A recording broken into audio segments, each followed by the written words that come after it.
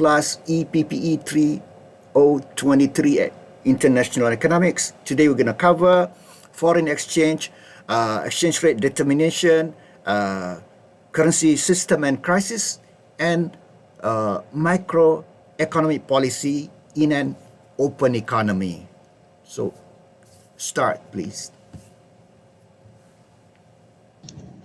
Good morning and have a good day, everyone. We are from Group 11. Our group members is Fizrul, which is the only one boy in this group. Irina from Germany, Rahwani, Sushmita, me myself, Nusara, and also Nurudayana.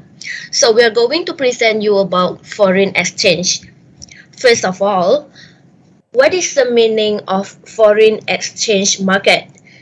Actually, foreign exchange market is an institution for the exchange of one country's currency with that of another country. Foreign exchange market are actually made up of many different markets because the trade between individual currencies. The foreign exchange market are the original and oldest financial markets and remain the basis upon which is the rest of the financial structure exists and is traded. As the easiest meaning, foreign exchange market is actually the market where one currency is traded for another country. For example, purchasing pounds by selling dollars.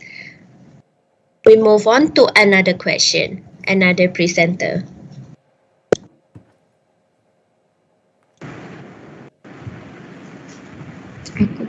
I'm sorry. So foreign exchange market is at New York, Sydney, Australia, London, and also Tokyo in Japan. So we move on to another presenter. Okay, question number 2. What is meant by forward market?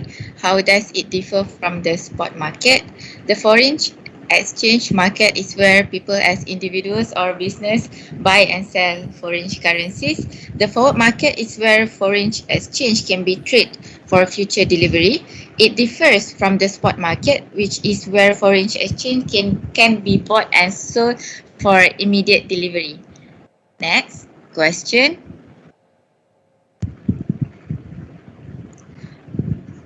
Explain why exchange rate quotations stated in different financial centers tend to be consistent with one another. Exchange rate quotations stated in different financial centers are consistent with one another due to the concept of exchange arbitrage. Exchange arbitrage is when the simultaneous purchase and sale of a currency in different foreign exchange markets for the purpose of profiting from difference in the exchange rate code in the two locations. Thank you. We go to the next. Arbitrage. Okay, arbitrage. Sorry, doctor.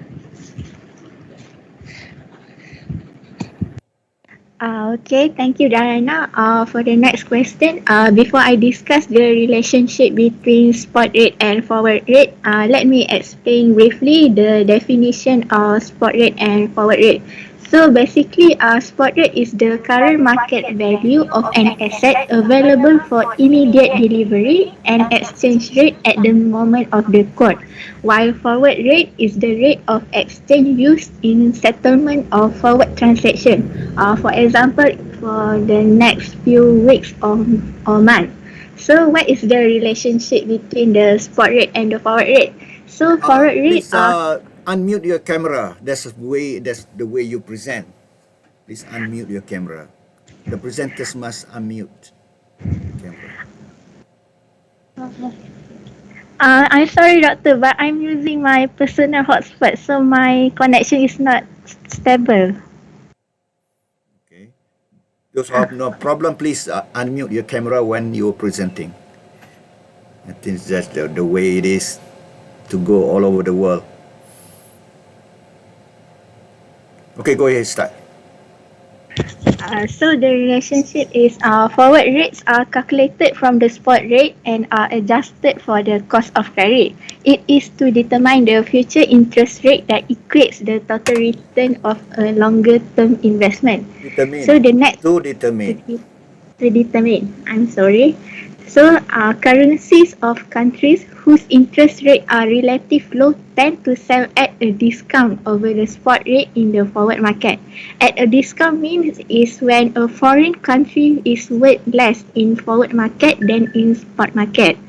While currency of countries where interest rates are relatively high tend to sell at a forward premium relative to the spot rate.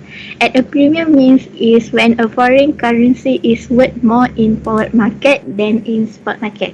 That's all from me. I pass to next presenter.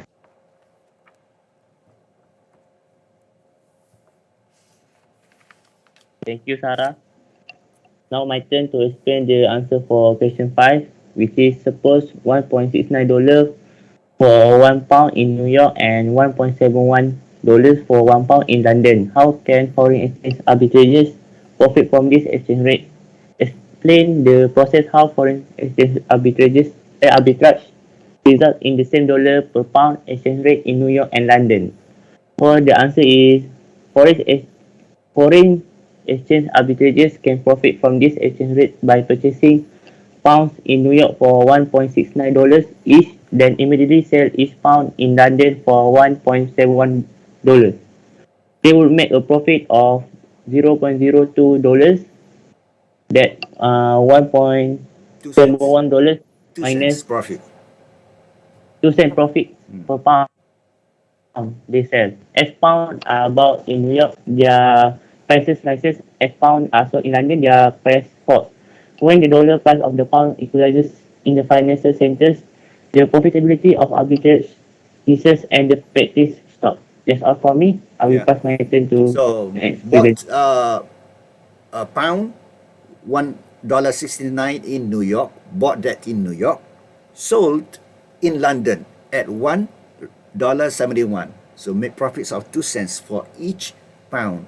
As a result of buying in purchasing in New York, so the dollar goes up when there's demand, and sold the in London, so the prices falls. So that's how supply and demand, and then becomes equalized. But the process arbitrage stops. Okay, go ahead Thank you, next. Dr.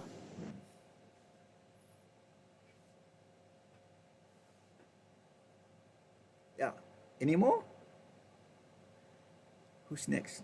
I think there's No, one more. Dr. Yeah. Okay, for the next question, Table 11 shows supply and demand schedule for the British pound. Assume that the exchange rates are flexible.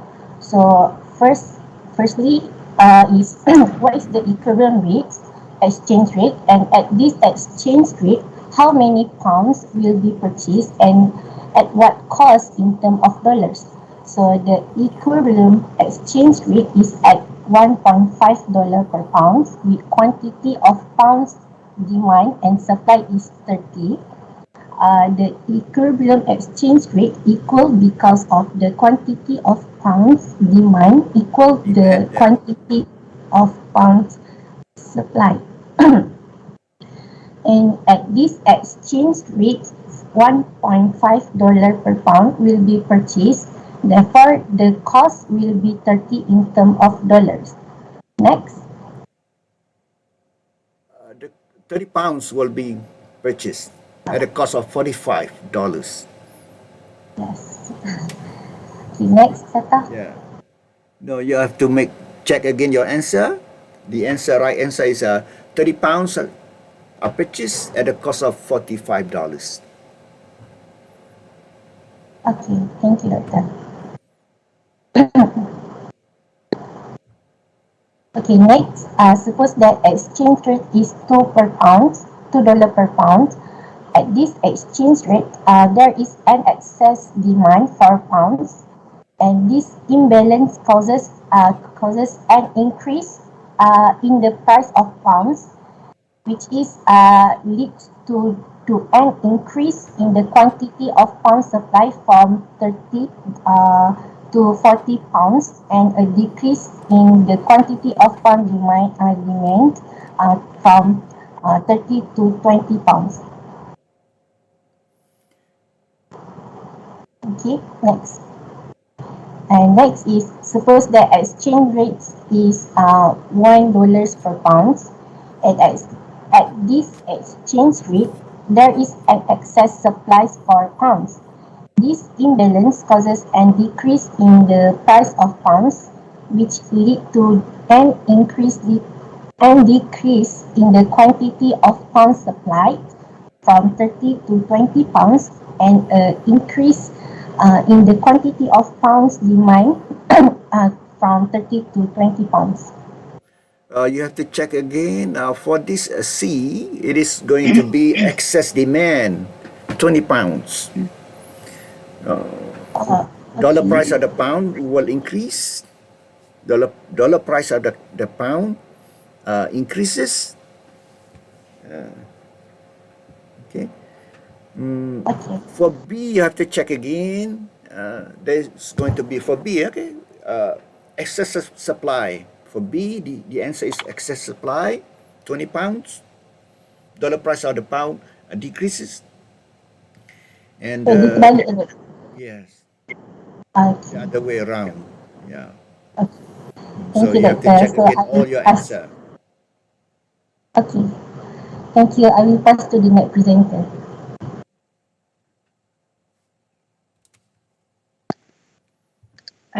Hello, my name is Irina. Now I'm going to continue with the task number 7. Let's suppose the spot rate of the pound today is $1.70 and the 3 months forward rate is $1.75. So question A is, how can a US importer who has to pay 20,000 pounds in 3 months hedge his foreign exchange risk?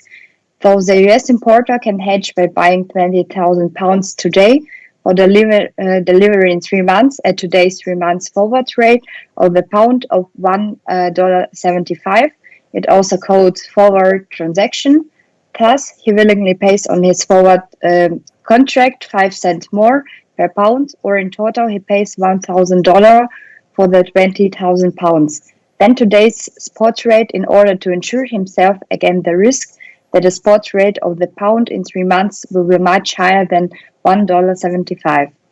After 3 months, when his payment becomes due, the US importer will pay a total amount of 35,000 pounds dollar and get the 20,000 pounds he needs to make the payment, regardless of what the spot rate of the pound is or will be at that time. Next slide, please.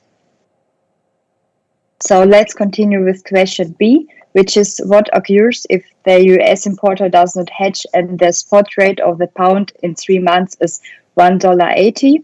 If the US importer does not hedge and the spot rate of the pound in 3 months is $1.80, he has to pay in total $36,000 or $1,000 more than if he had hedged to get the 20,000 pounds he needs to make the payment. So the importer will lose money. He will now pay an extra 5 cents per pound. In brief, it can be said that thus by hedging, the US importer will not only avoid the risk of having to pay more in terms of dollar than he anticipated, but he also, and at the same time, forgoes the chance that he will have to pay less. However, since he is not a speculator, he is satisfied with the situation. So finally, it can be generally concluded that it is impossible to imagine trading without foreign exchange risk hedging these days. Retail investors, speculators, companies, and banks trade currencies and try to use the price movements to their advantage. However, this is more an offensive type of investment.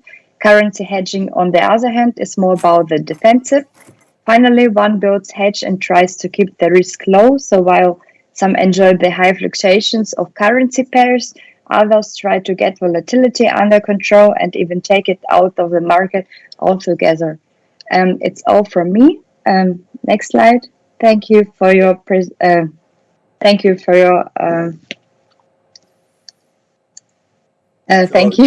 If you could And show your, do you have questions? unmute, please remember unmute your camera. The presenter should unmute the camera. So please, one question from the class, and whoever is presenting, please unmute the camera. I'm sorry, I have to notice in Germany it's not allowed to film students and put it on YouTube. So I don't really want to unmute my camera if it's Alright. okay. Okay, question please. Quickly from the class. So actually we are we have prepared, we have collected some questions from the Okay. class. Yeah. So there is 2 questions. The first one is, what is the exchange rate risk? Which types can affect companies in the global market? So I will answer this, or Ira will answer this. Okay. The question is, what is exchange rate risk? Which types can affect companies in the global market? So, exchange rate risk refers to the risk that a company's operations or profitability may be affected by changes in the exchange rates between currencies. Companies are also exposed to 3 types of risk caused by currencies volatility. It's transaction exposure, and economic or operating exposure.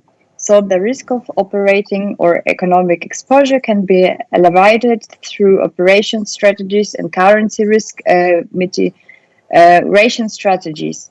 In the current global market, exchange rate risk affects not only multinational business and businesses that trade in international markets, but also small and medium-sized enterprises. That's all from me. Thank you, Ira. I hope this answered the question. And the next question is, how does foreign exchange affect the economy? Maybe Wani can answer this.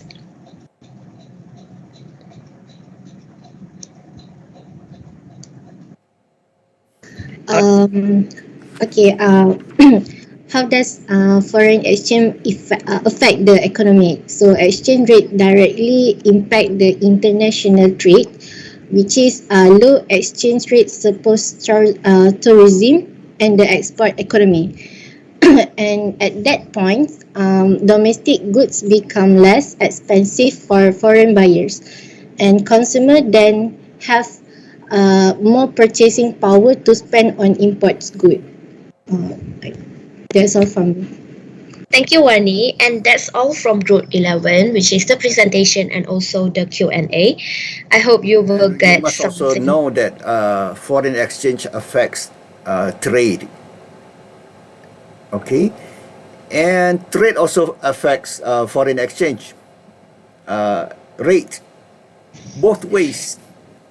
This is international economics, because we're going to study that in chapter 12 and chapter 13. There are both ways. Foreign exchange will affect trade. Low devaluation of currency will make a country's export more competitive, can sell, can export, and the other way around. And the more you export, what happened to the currency? And that will affect the currency. This we study in chapter 12. Okay. Thank you very much for the group. So we continue with Thank group you. 12. Thank you, Doctor. And thank you, Thank everyone, you. for paying attention. So group 12. Go ahead.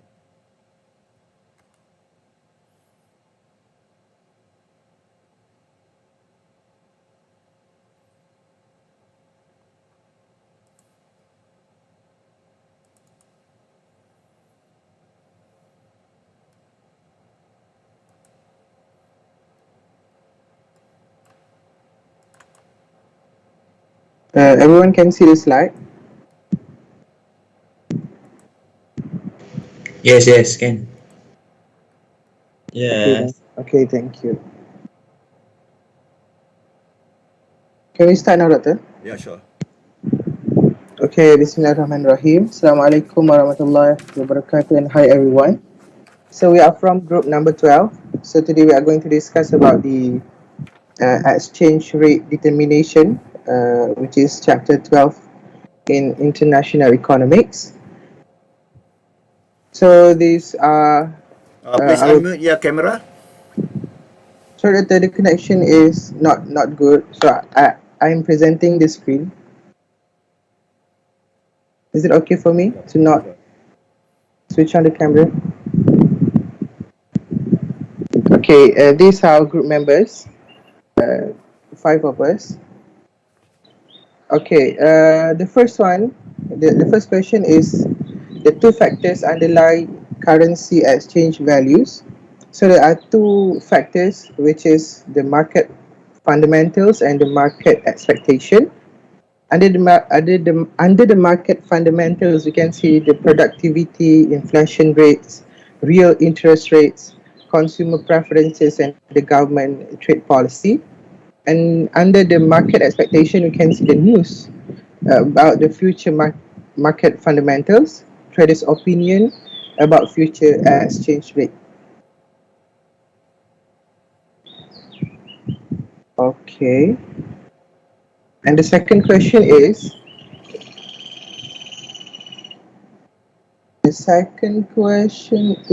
what prediction does the purchasing power parity theory make concerning the impact of domestic inflation on the home country's exchange rate?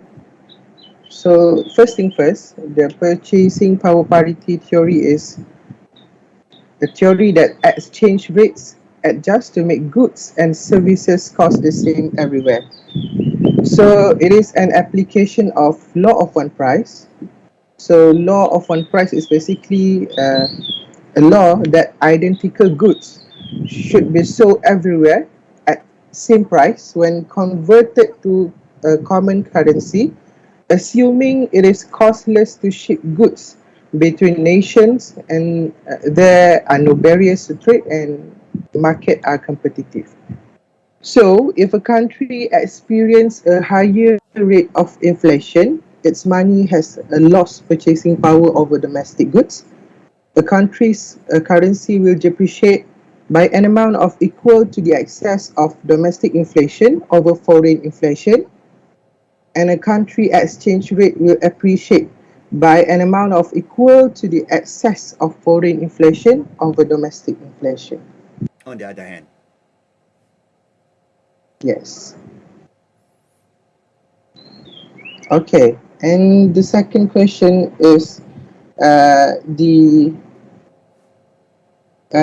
what are some limitations of the purchasing power parity theory? So the laxity of purchasing power theory is the first one is transportation cost and trade restriction. So since the purchasing power parity theory is derived from a law of one price, so the same assumptions are needed for both theories. The law of one price assumes that there are no transportation costs and no differential taxes applied between these two markets. So by using the same price for goods in different countries, will deny the related cost of shipping goods and tariff. And the second one is the cost of non-tradable inputs. Many items that are homogeneous nevertheless sell for different prices because they require a non-tradable input in the production process. For example, we can see that the different costs of rental cost at a big city is much higher than in a suburban area. And the last one is the perfect information. The law of one price assumes that individuals have good, even perfect information about the prices of goods in the other markets. Only with this knowledge will profit seekers begin to export goods to the high price market, and they will import goods from the low price market. So consider a case in which there is imperfect information. Traders without information about the price differences will definitely not respond to the profit opportunities, and thus the price will not be equalized. Therefore, the law of one price may not hold for some products, which only imply to that purchasing power parity theory would not hold either. That's all from me. So the importance of purchasing power parity is if inflation is high in a country, the currency of the country will depreciate by amount of the excess of the inflation rate in that country compared with foreign country. Yeah. So connection with the inflation. All right. Right. Next. So I pass to Shida. The third question is factors that affect the exchange rate in the short run. Changing of exchange rate in the short run depends on two factors, which are interest rate and expectation of future exchange rate. The first factor is the interest rate. Interest rate are the amount it costs to borrow money. The interest rate level is moved higher or lower by a country's central bank to either stimulate or slow down an economy. For example, Malaysia ringgit will appreciate if the interest rate of Malaysia is greater than the US.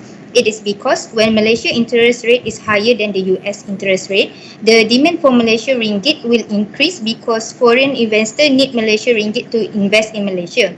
This way makes Malaysia ringgit appreciation. The second factor is expectation of future exchange rate. Malaysia ringgit also appreciate when expectation of future Malaysia ringgit exchange rate are appreciation. For example, if a country currency value is expected to rise, investors will demand more of the currency in order to make a profit in the near future. As a result, the value of the currency will rise due to the increase in demand. With this increase in currency, value comes a rise in the exchange rate as well. Next. So in short, we can say what factors affecting exchange rate in the short run are two things. Number one is these relative interest rates between countries, relative interest rate of that country with other countries. Number one, relative interest rate. Second, expected changes in the exchange rate. Let me repeat because confusing, right? The word rates both have in the word rates. The first one is interest rate, relative interest rate, interest. Second one, expected changes in exchange rate, exchange. So two things, interest and exchange rates. So relative interest rates and expected changes in exchange rates. Okay, go ahead. Next. The fourth question is factor that affect exchange rate in the long run. In the long run, exchange rate are determined by relative price levels, relative productivity level, preferences of domestic or foreign goods, and trade barrier.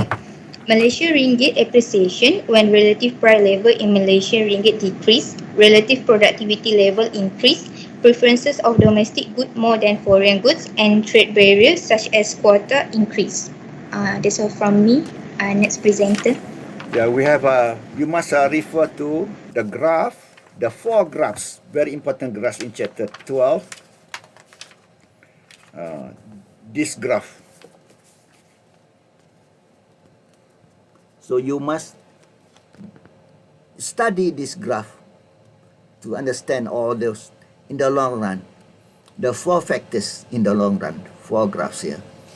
The first is the relative price levels. The second one is relative productivity levels. Remember the word relative, very important word, very short but very important word. Relative, meaning compared with something else. So relative price level, number one, relative productivity levels. Number three, preference of whether domestic or foreign goods. And number four, trade barriers. Okay, go ahead next.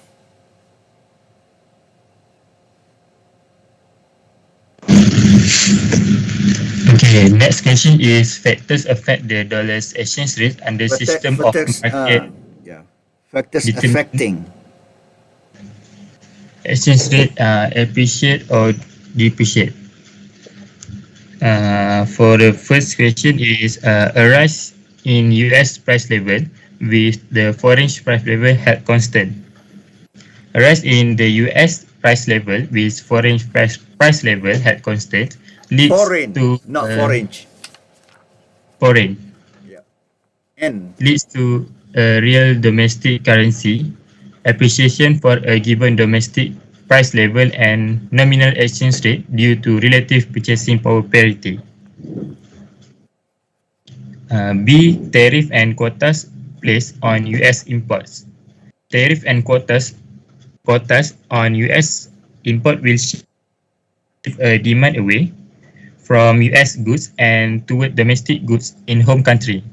There is a long run real depreciation of dollar. Next. C. Increased demand for US exports and decreased US demand for imports. Increased demand for US export and decreased US demand for imports will increase the dollar demand in the foreign exchange rates markets and results in appreciation of dollar. D is rising productivity in US relative to other countries. When productivity rises in United States relative to other countries, it likely to benefit exporters in US while causing an appreciation of dollar. Next, rising real interest rate overseas relative to US rates. Rising real interest rate overseas relative to US rates will lead to a capital outflow from US to other countries, causing dollar to depreciate. Next slide. An increase in US money growth and increase in US demand at given a nominal interest rate will result into a proportional appreciation of the dollar long run. And the lastly is an increase in US money demand. Increase in US money demand will lower domestic interest rate. Foreign investment in US will increase. Dollar investment from foreigner will lower the demand for dollar, which will depreciate and hence exchange rate will increase. Okay, that's all from me. Yeah, you have to check again. Some of your answer, I forgot which one already. Maybe F should be, your answer should be depreciate. If you go back to D,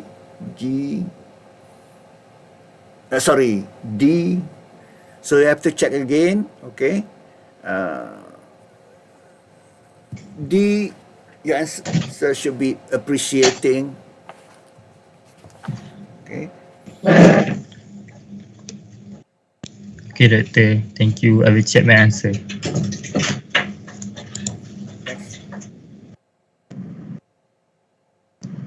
Hello, good morning, Dr. Shukri. I'm Nur Aisha Shaira. I will present a question for number 6 and 7. Next. Question 6. What is meant by exchange rate overshooting and why does it occur? In shortly, overshooting is short-run excessive movement in exchange rates. It occurs because of difference of speed of adjustment across market.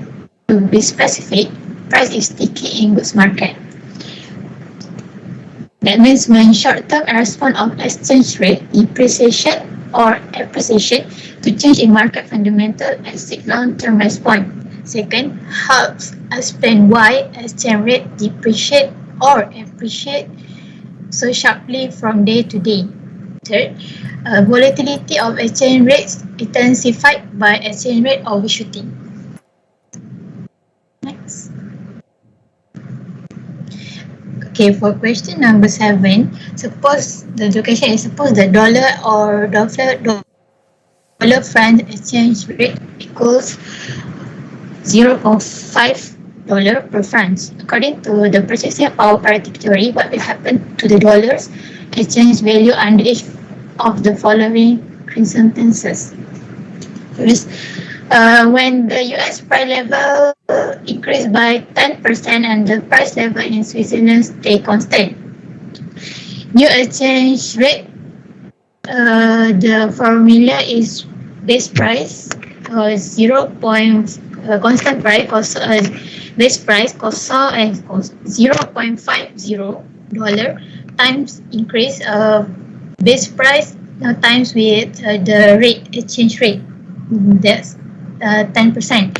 So it comes to $0.55 for New Zealand exchange rate. $0.55 because stay constant. Okay. The second question, when the US price level increased by 10% and the price level in Switzerland increased by 20%, the new US price comes base price plus 0.5 times to 10% exchange rate. It will becomes $0.55, and then New Zealand exchange rate You price. have to state clearly, so that easy for the rest of us to understand whether dollar appreciate or depreciates and by how many percent. I think that's easy for us to follow what you say. So you must say dollar appreciates by 10% or depreciate by 10% or whatever. Okay. When the when the price Switzerland appreciate to 20%, the price becomes $0.60. Next. So that was for B, right? Yeah, for B. So 7. the dollar appreciates by 10%. Dollar appreciate for US. Yeah, by 10%. Appreciate by 10% and Switzerland appreciate by 20%. Okay, next. For question 7C, when the US price level depreciate 10% and the price level in Switzerland appreciate by 5%, new US price become $0.45. We calculate by base price minus by base price times depreciate 10% rate exchange rate, and then the New Zealand price. So the for C is dollar appreciates by 15%. 15%, yeah. Yeah. Okay. New Zealand price. For D. Okay, New Zealand price C. 0.5 times 0.5 times 5% exchange rate comes to 0.5 also.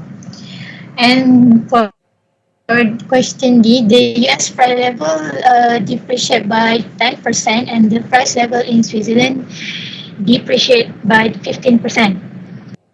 So new US price exchange rate becomes $0.45, and then the New Zealand price becomes should be negative $0.2025. So the answer for D is dollar depreciates by 5%. Yeah, true. Thank you, Doctor. Next question.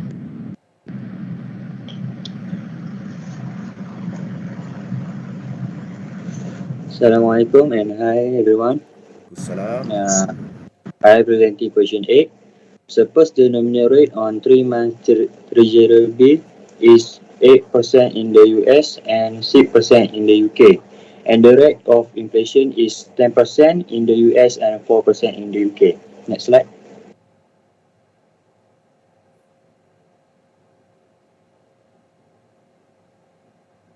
Next slide. Okay. Next slide, please. Okay, thank you. Question A.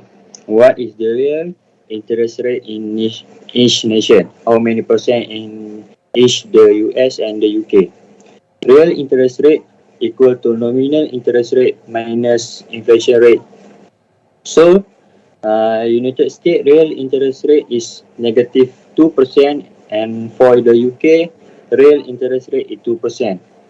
Question B. In which direction will international investment flow in response to this real interest rate? International investment will flow towards the United Kingdom because the real interest rate 4% higher than the United States. Last question. What impact will this investment flow have on the dollar exchange value? The dollar will appreciate or depreciate against the pound. Demand for the pound will increase, so the pound will appreciate. The dollar will depreciate and decline in purchasing power. That's how the connection is. Higher real interest rate in the UK, higher money will go there. So people want to invest in the UK. People will demand more of the UK pounds, not the US dollar. So US dollar depreciate, the value goes down. You see the connection? Exchange Yes, rate thank and you. and interest rate. Okay, Q&A. So please, I saw Tata was typing in the question. Please answer that question. Okay, question from Tata. How inflation rates affect the changes in currency exchange rates? So basically, changes in market inflation causes changes in currency exchange rate. A country with a lower inflation rate then others will see an appreciation in the value of its currency. The prices of goods and services increase at a slower rate where the inflation is low, and a country with a consistently lower inflation rate exhibits a rising currency value, while a country with higher inflation typically sees depreciation in its currency and is usually accompanied by a higher interest rates. Okay. Does that answer your question, Tata? To answer that one, you must study this table, this graph. Go to my YouTube, study this graph. 12.2, graph panel A on the very left. That graph titled relative price level. Suppose this graph on the left, very top left. Suppose price is higher in United States compared with the UK. So goods, you see the connection we trade. The prices of goods in the US is expensive because price is high, inflation is high in the UK. In the US. In the US has high price, so as a result, the price of goods in the US is expensive relative to the price of goods in the UK. So people start wanting to buy products from the UK. So because of that, want to import product from the UK, more pounds will be demanded. See? And at the same time, two ways. More pounds will be demanded, and the movement of the demand to the right, and same time also occurring the supply of pound shift to the left as well, because less demand, less supplies of the pound. So demand curve of the pound increase, shift to the right, demand, okay, supply, shift to the left. Both things happening at the same time. So as a result, that will make the dollar depreciate. See the connection? Yes. The price level will affect the price of the products, of the goods.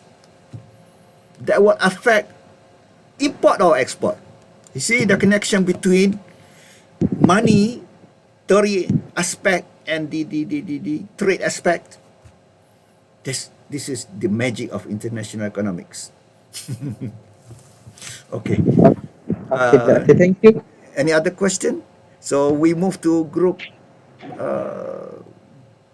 13. Okay. Thank you for your attention. Thank you. Or unless you have other question, because we have time. Yeah. Yes. Any other question? Any other If not, then we question? can move on to group number Maybe one 30. more. I'm surprised we have a lot of time. It's already 12:13. One more question. Any, please? I think international economics theory is very beautiful. Remember, theory, okay? Reality is different, because all these theories assume on perfect competition, no transportation cost, and what else? Yeah, basically perfect competition, free trade, all the nice things, assumption which may not be true or not true in the real world. But we have to understand the theory. The theory gives us the basic bottom line. What happened? All this nice thing happens. This is going to be like this. But reality is we have transportation costs, we have trade barriers, and so on. See? Magic. All right. Please, one more question.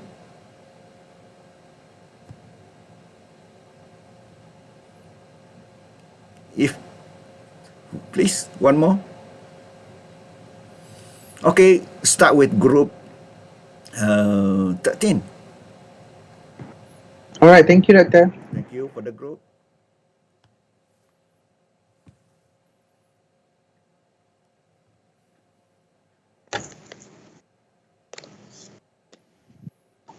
And this group. Hello, Doctor. Can you see my screen? Oh, sure.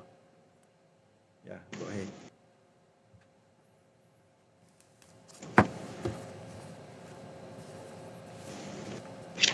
Alright, so I will be starting. Assalamualaikum and good morning to Dr. Shukri and our fellow friends.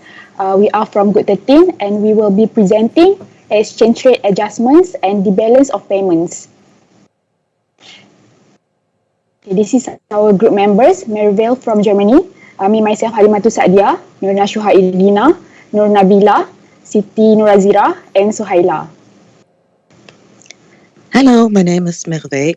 So I will start with the first question. How does a currency depreciation affect the nation's balance of trade? And next slide, please. Well, first of all, consequences of currency devaluation. There is a loss of its value on the global market, and which changes the exchange rate for domestic currency, and the devaluation affects a nation's trade balance in terms of relative price level, costs, incomes, and the purchasing power of money balances. Yep. Next slide, please. So the three things there. Number one, yes, the impact on relative prices. Yes. Yeah. And second one, the spending behavior. And the third one, purchasing power of money balance. Right. So, now, here's a little example. Excuse me, Doctor? Yeah, sure. Go ahead. Okay. A little example. We can see the US dollar devaluation. So If this happens, foreign currencies might buy more US dollars with less amounts of their domestic currency, so it's worth less. And US exports prices decreases in terms of foreign currency. So there is a big invitation for foreign consumers to buy more US goods sold overseas, and rise in exports affects, of course, the United States trade balance. Next slide, please. Yeah, in short, in economic terms, devaluation of currency will make a country's products export become more competitive. Competitive Yes. meaning can compete with the foreign countries because the price is lower. Mhm. All right, go ahead.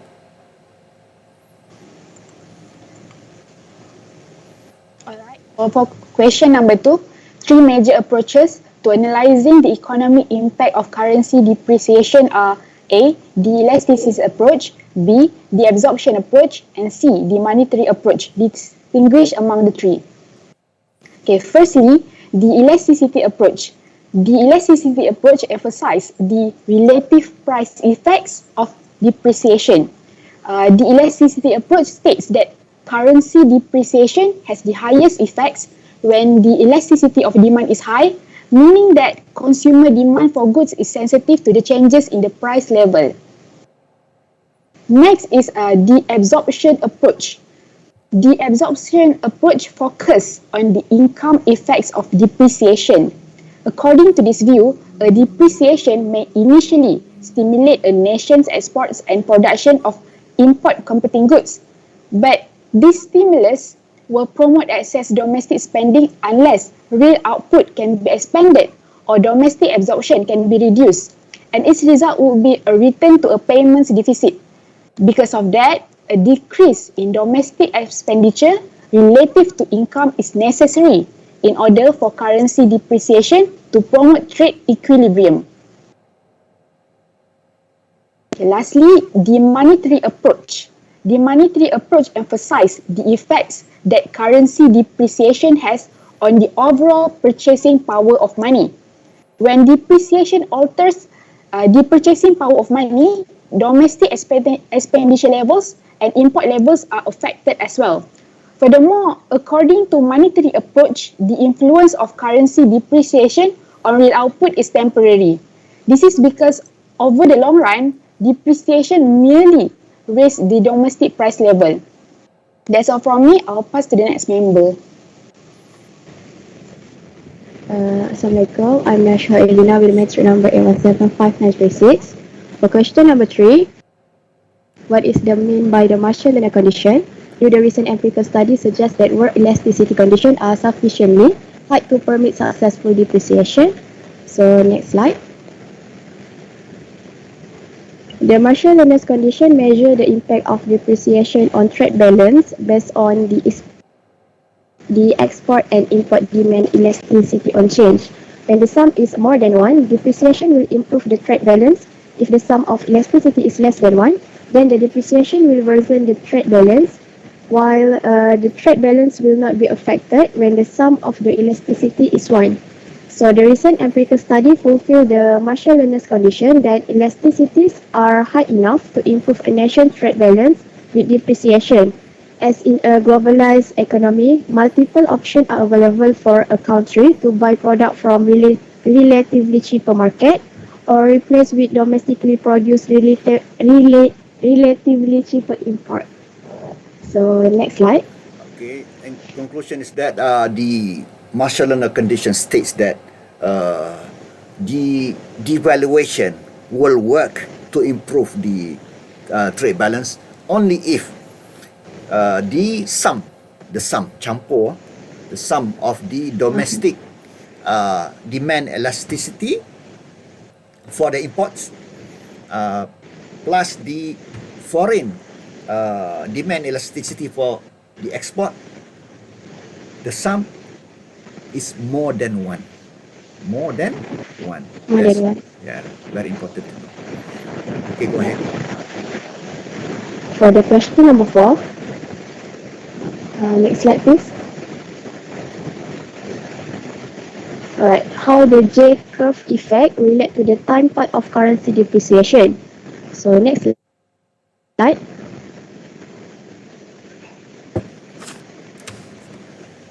The J curve effect describes the response of trade flow to changes in the price level as time passes. It relates to the time part of currency depreciation by suggesting that a nation's trade balance will worsen as its currency depreciates, but will improve as time passes because it takes time for information about the price effects of depreciation to spread through the economy. As the time passes, the nation's export will increase because foreign currency are able to afford more of the domestic good since the domestic currency has devalued. This increase in export improves the nation's trade balance, represented by a movement up along the stem of the J. So I will pass for the next presenter. So it's about time lag of response Yeah. of the goods, amount of goods traded related to the prices changes in the short run. But in the long run, currency devaluation will have more impact in the long run. In the short run, there's a time lag. Yes.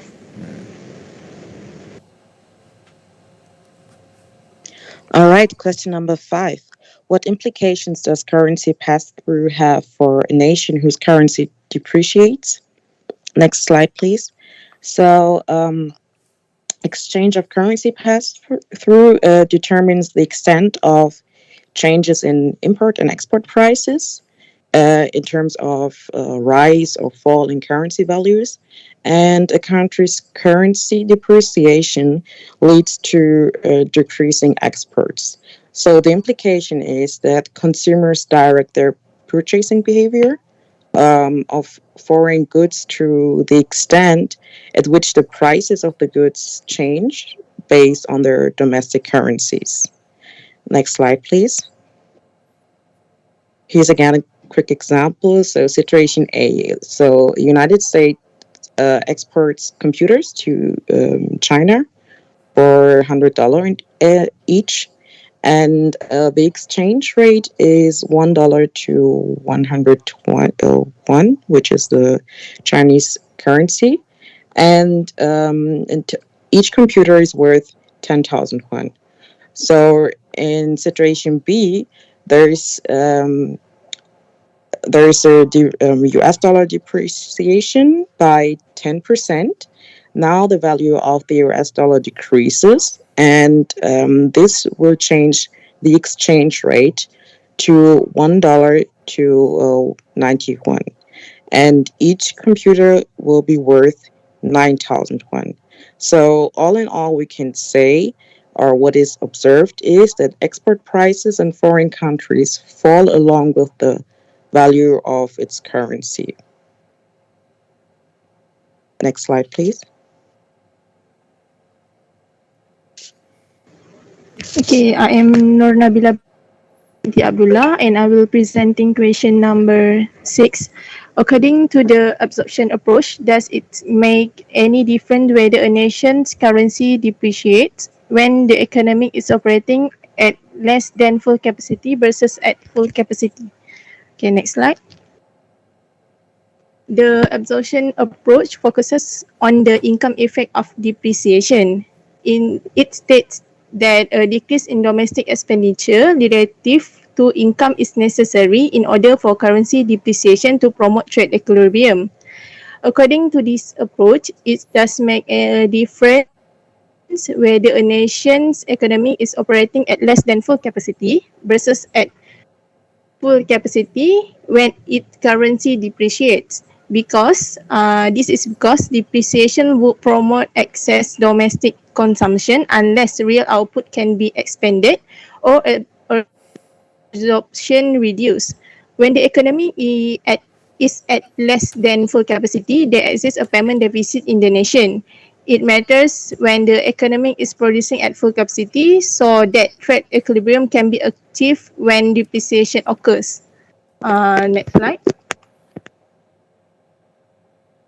There are two circumstances in which country is facing for currency devaluation to best improve their trade balance. First, unemployment plus trade deficit. Direct idle resources into production of goods for export, divert spending away from import to domestically produced substitutes. This will expand domestic output and improve trade balance. Second, full employment plus trade deficit. Currency devaluation improves trade balance only if domestic absorption is cut. Could be achieved through restrictive fiscal and monetary policies or sacrifice on the part of those who bear the burden of such measure. Next question. So we can say that with the absorption approach, currency devaluation works best when there is the country facing trade deficit and unemployment. Yes. Okay, thank you, Doctor. Next question, please. On the left there, I saw on the left unemployment and trade deficit. Absorption approach will work best in that situation. Okay, next. Okay, next question. Question number 7. How can currency depreciation induce change in household money balance promote payment equilibrium? So next slide. Depreciation induce change in household money balance can promote payment equilibrium by first raising the domestic price level. This will increase the demand for money since larger amounts of money would be needed to make purchases. Suppose domestic sources of money cannot satisfy this increase in demand for money, foreign sources will provide an inflow of money from overseas and result in a balance of payment surplus. In turn, this surplus would be offset by an increase in spending caused by the increase in the domestic money supply, thus restoring payment equilibrium in the home country. So it's got to do with the price level. From money, the money approach, devaluation will affect the price level in the country. And that price level will affect the external sector, import and export. Thank you, Doctor. I pass to the next presenter. I'm Stino Azira. My name is number A175-932. I will present question 8. Suppose ABC Incorporate, a US auto manufacturer, obtains all its auto components in the US and all its costs and denominated in dollars. Assume the dollar's exchange value appreciates by 50% against the Mexican peso. What impact does the dollar appreciation have on the firm's international competitiveness? What about a dollar depreciation? Next slide.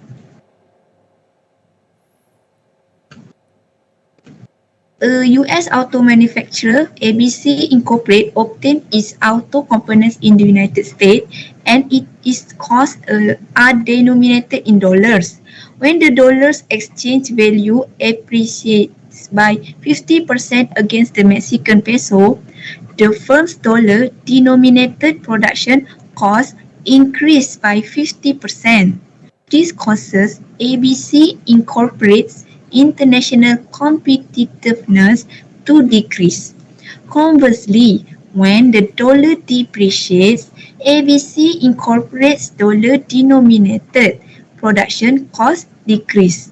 This increases the firm's international competitiveness because it is able to produce its goods at a lower cost and reap greater profits. Next slide. I pass to next presenter. Assalamualaikum. My name is Sailem Tifaja Sadiq. So for the last questions, suppose ABC Incorporate, a US auto manufacturer, obtains some of its auto components in Mexico, and that the cost of these components are denominated in peso. Okay. The cost of you the have remaining... to understand that question 8 was about when everything in dollar denominated, right? All sourced from domestic, right? Yes. Yeah, compared with this one, some of the components are sourced from overseas and denominated in overseas currencies. Okay. That's the difference between question 8 and question 9. So please pay attention to the different result. Okay, go ahead. So the cost of the remaining components are denominated in dollars. Assume the dollar's exchange value appreciates by 50% against the peso. Compared to your answer in study question 8, what impact will the dollar appreciations have on the firm's international competitiveness? What about dollar depreciations? Next. So when the dollar exchange, before this, Alima. Okay. When the dollar exchange value appreciates by 50% against the peso, the firm's total production cost increased by less than 50% because only a portion of its total cost is denominated in dollars. So as can be seen in the table, peso cost of auto components rises from 10,000 to 13,200 peso. It shows an increase of only 32%, which is less than 50%. The portions of total cost that is denominated in peso slightly decreased, which is from $180 to $118.8 because fewer dollars are needed to purchase peso since the dollar appreciated in value. That is why the firm's total production cost increased by less than 50%. This causes ABC Incorporated international competitiveness to decrease as compared to question 8, which is when all of ABC Incorporated production's costs are denominated in dollars, the firm's dollar-denominated production costs will increase by 50% because all of its costs are incurred in dollars. So overall, ABC Incorporated international competitiveness decreases in both cases, but not as much as when all of its costs are denominated in dollars. Yeah. So the difference between the question 8 and 9, for question 8 earlier, a 50% appreciation of dollar will lead to same 50% of production cost for the company. So will lose competitiveness 50% by 50% as well. Compared with the second case, which is question number 9, a 50% increase or appreciation of dollar will lead to less than 50% increase in the production cost, less than. So, of course, increase in the cost will affect the competitiveness, but with the second example here, less, because the cost increased by less than 50% unlike before. So if you look at the other way, the difference is that first case, all components, everything are sourced locally in the US. No imports in the components. Of course, denominated in dollar. In the second case, some of the components are sourced from foreign country. So if you look at the other way, our trade theory is always promoting trade. Import-export is good. So that's the magic of our trade theory. You should import what is best for you. What you cannot do, produce more efficiently, import it. Do not try to make by yourself what you cannot do. You understand? Just like my hotel example, a seminar conference already paid at that conference. We go to the what? Buffet or whatever. Yeah, buffet. I don't take rice because rice is everywhere in my home. I don't take curry puff. Curry puff is everywhere. Same curry puff. I take lasagna. I take cheesecake. Those that's gonna cost me a lot to provide, and even I cannot make it. So that's comparative advantage. I apply it to myself when I go to a hotel. Already paid already. So get the ones that you cannot produce yourself efficiently. What else I take? Yeah, some things that not home. Anyway, yeah, look at it. Well, that a company should try to source components from overseas, those that they cannot produce at a lower cost by themselves. That's trade. Okay, look at that way. Go ahead.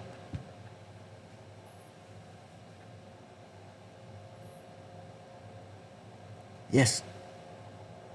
So that's all from our group. Thank Okay. you. Yes. Question for the group, please.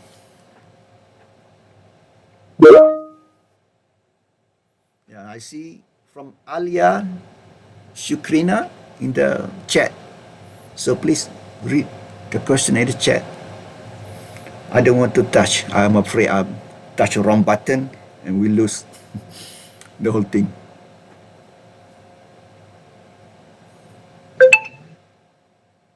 Okay, thank you, Alia Sukrina, for the question.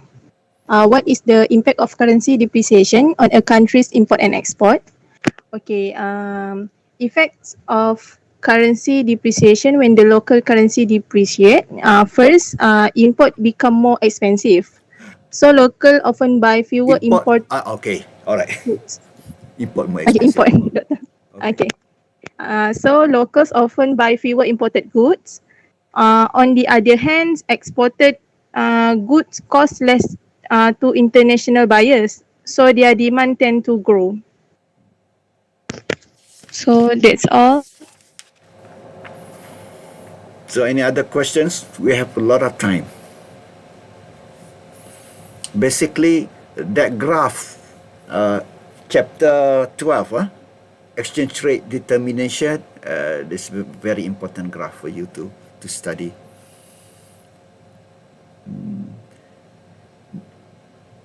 Anyone from...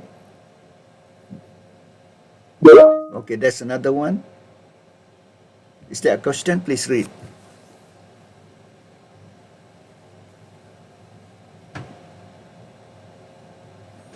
Okay, Doctor. Thank you, Shukrina. I would like to try to answer this question. Okay, if a nation currency depreciate, okay, for example, by 10%, it means that import prices will increase by 10%.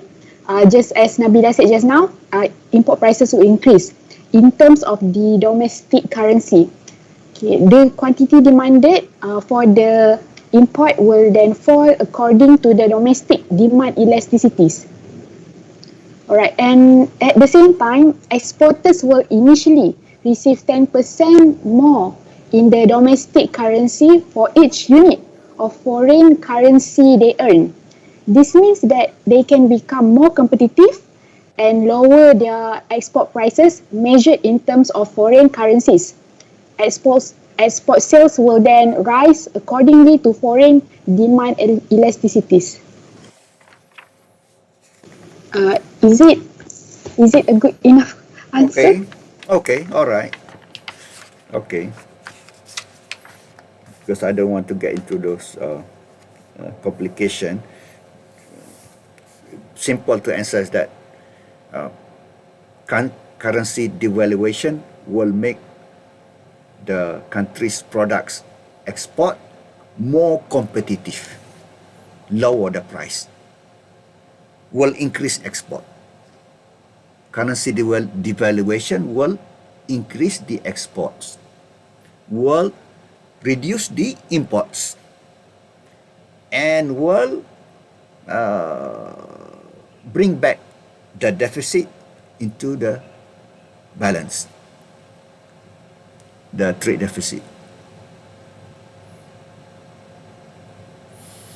So, no other questions? Last chance before we call the last and final group. Oh, this is group 13, right? Yeah, two Yes, more that's groups. a good thing. Yeah. So we call group 14. Alright, thank you so much, Doctor. Thank you for the group. I thought it was Thank fine you, now. Two Doctor. more groups. Sorry. Now group 14, go ahead. And this chapter is on the currency system and crisis. Sorry, exchange rate system.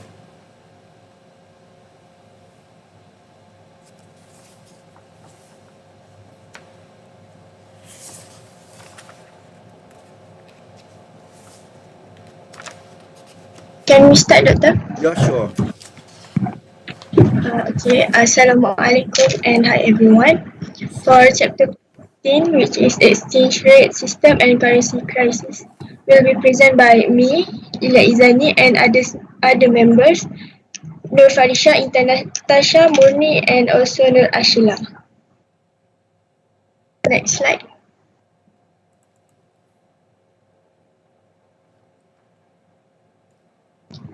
For question 1, what factor underlie a nation decision to adopt floating exchange rate or fixed exchange rate?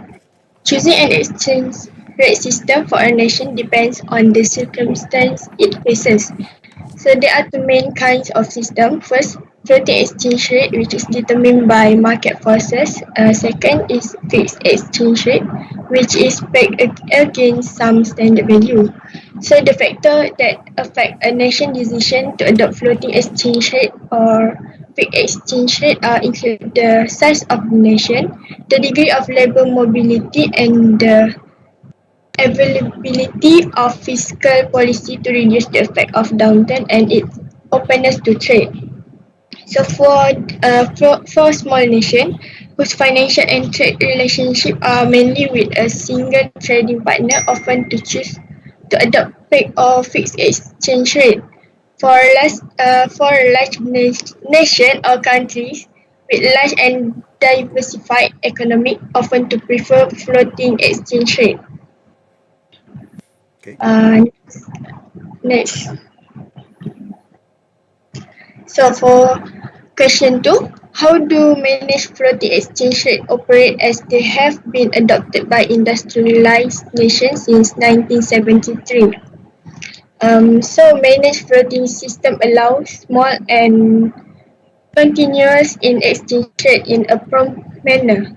It allows a government to decide the extent of intervention it will make in the foreign market, while some government act in the opposite direction of the foreign exchange rate change to prevent sudden fluctuation in the foreign exchange rate. Other government follow the target exchange rate where in the intervene to support the target exchange rate. So the higher the intervention, the closer the managed floating rate is to the fixed exchange rate and vice versa. Next slide. So this managed floating rate uses the philosophy of what we call leaning against the wind. Leaning, bersandar against the wind, bersandar melawan angin. In which exchange market intervention is conducted.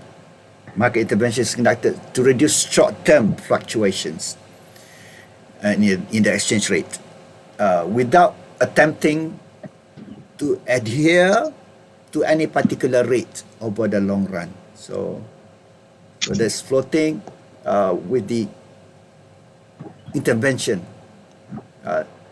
conducted to reduce short-term fluctuation, but without sticking to any particular rate, because it's floating, right?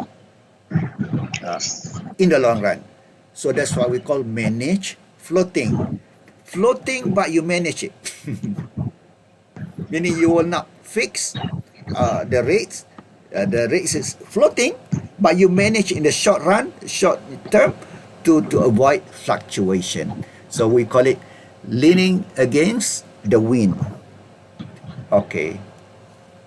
Next.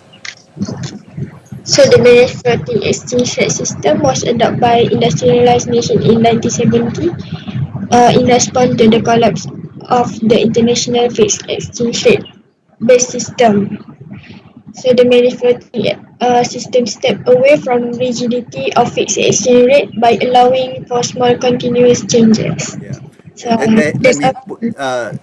on the history, by 1971, already President Nixon, at that time United States, President Nixon of United States said we could no longer back with the goal for our trade deficit. United States was having huge trade deficit with the fixed exchange rate of the Bretton Woods system. As a result of Bretton Woods, system, there's a fixed exchange rate with the US dollar as the monetary currency, backed by the gold. I forgot. $35. Yes, $35 for each ounce of gold, meaning that if 35, right? Make it easy.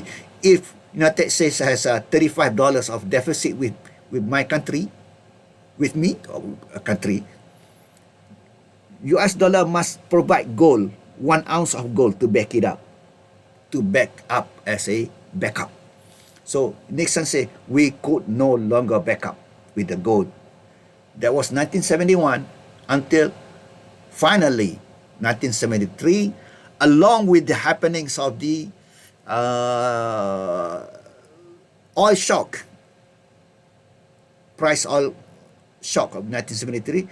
So completely, not only 1973 was the first oil shock, second one 1979, okay, second oil shock. Not only 73 was first oil shock. What is oil shock? Increase in the price of oil that will affect the inflation rate. Happened 73. Also, the end of the fixed exchange rate under the Bretton Woods system. Okay, Bretton Woods. What is the babies of Bretton Woods? Two. The babies of Bretton Woods is IMF and World Bank. Exists until today. Okay, what I was saying is that fixed exchange rate no more. When? Since 1973. Fixed exchange rate under Bretton Woods. Don't get confused with pegging. Pegging is a country pegged with US dollar. Even a country in the Caribbean, I forgot which country, Cuba used to use dollar. That's dollarization. A country use dollar completely. Well, if you go to Cambodia as a tourist, they will accept dollar. You can pay everything US dollar, accepted. But not here in Malaysia. You have to change to Malaysian ringgit. We don't accept dollar here. But for a small country, developing country, yes, they will accept dollar and no asking.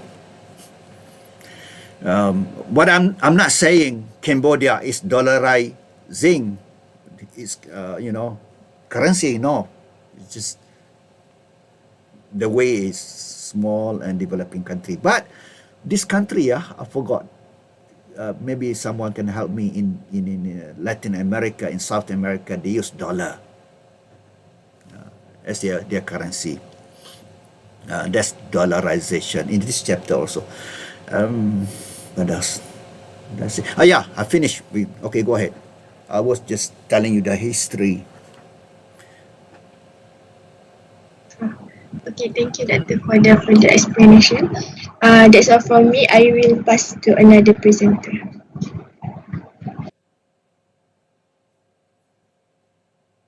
Hi everyone, I will present for the question number 3, which is why do some developing countries adopt currency board and why do others dollarize their monetary systems?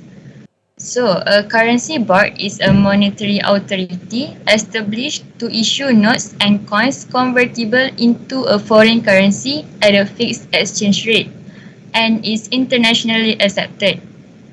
Currency boards run in place of central banks and control inflation by limiting the printing of money by certain governments.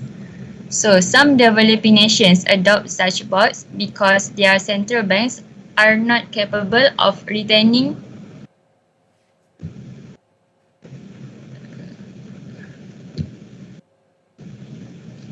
Some developing nations adopt such bonds because their central banks are not capable of retaining non-political independence that is necessary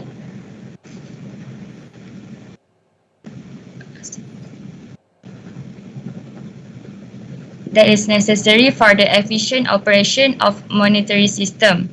So, the board helps strengthen the currency of a developing country by restricting its ability to create money. Well, it is not strengthen, it is to stabilize the exchange rate. That's the objective, to stabilize. Okay, thank you, Doctor. Okay, for the dollarization, dollarization is the act of residents of foreign countries to use the US dollar alongside or in place of their domestic currency. So other developing nations dollarize their monetary system to protect their economies from inflation, speculative attacks against their domestic currencies, and depreciation. So, by tying the dollarized economy to the issuing country, which is the United States, the developing nation is able to achieve greater financial stability, lower interest and inflation rate, and increase economic activity. Yeah. This country, I see in the book, Ecuador, Latin America, use dollarization. Virgin Islands, US Virgin Island, Marshall Island, Puerto Rico, Guam, Ecuador, and other Latin American countries, mostly Latin American countries. You know, they have countries, their currency not stable, up and down, so they dollarize, goes with the dollar, use the dollar. Okay, go ahead. Okay, so for the question 4, discuss the philosophy and operation of the Bretton Woods system of adjustable pegged exchange rate. Okay. A pegged rate, very important, the word adjustable, but finally it gets to the fixed. Yes. Okay, go ahead. Okay. So, a pegged rate of exchange refers to the exchange rate whereby the value of a currency is determined and fixed against the value of another currency or a measure of value such as gold. The fixation of the rate of exchange is known as pegging, and their pegged exchange rates are also known as fixed exchange rate. So the Bretton Woods Agreement was established in 1944 as the new global monetary system. And the Bretton Woods system required a currency pegged to the US dollar, which was in turn pegged to the price of gold. So by this, the US has an dominant power in the world economy. Yeah, that's all that I mentioned. 35 US dollar for every ounce of gold. Ounce, not gram.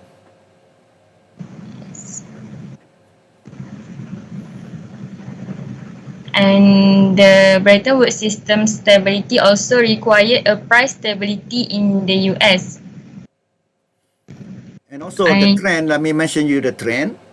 1945, the end of the World War II, saw the golden years of international trade. Until 1973, what is golden years? International trade went up, increase steadily because of one of the factors, okay, of fixed exchange rate of the Bretton Woods, give the stability of import export. You know why stability? I know what I'm getting. If I export fixed exchange rate, I know. So that stability makes international trade very, uninterrupted. Or what do you call it? I shouldn't use that word. Increased a lot. I mean, that was the golden years of international trade. Increased by how many? I forgot that. It's not important.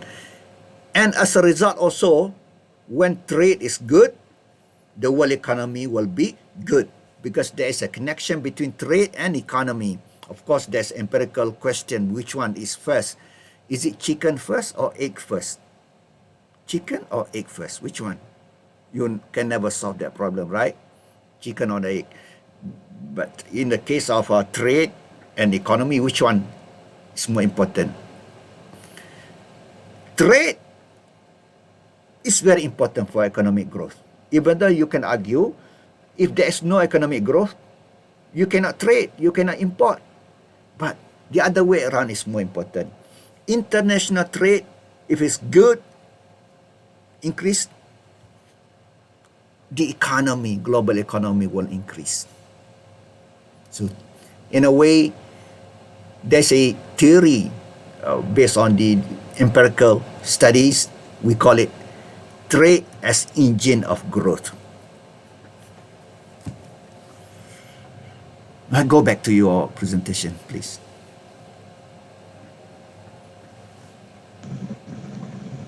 Okay, so that's all from me. I will next to the next presenter.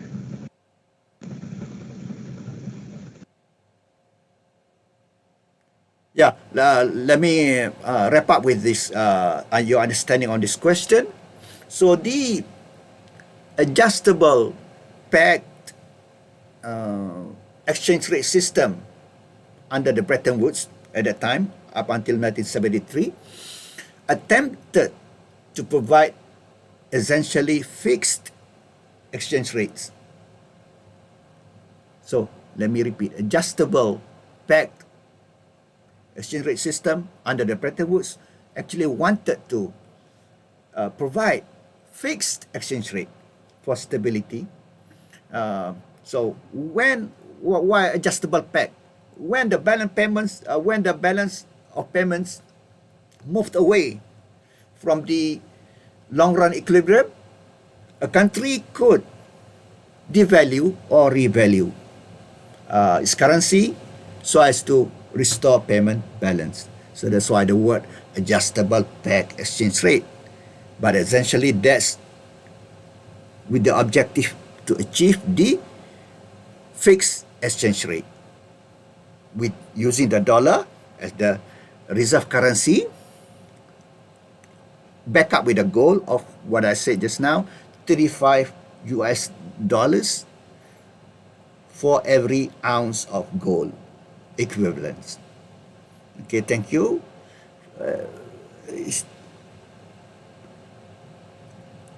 More questions from this? I don't remember.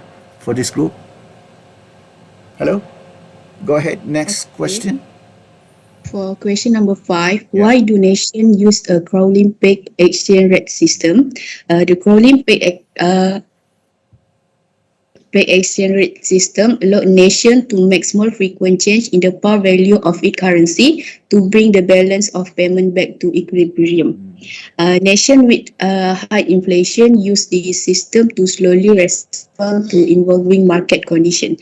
This helps them keep inflation in check by changing the value of their currencies as conditions in the economy fluctuate. So next question. The keyword here is a small but frequent adjustment. Exchange rate adjustment. That's crawling peg. Crawling like you crawling, merangkak. But you peg but you merangkak. So that they will allow you to make small but frequent. Sedikit tetapi kerap in Malay. Adjustment in the exchange rate. Okay, next.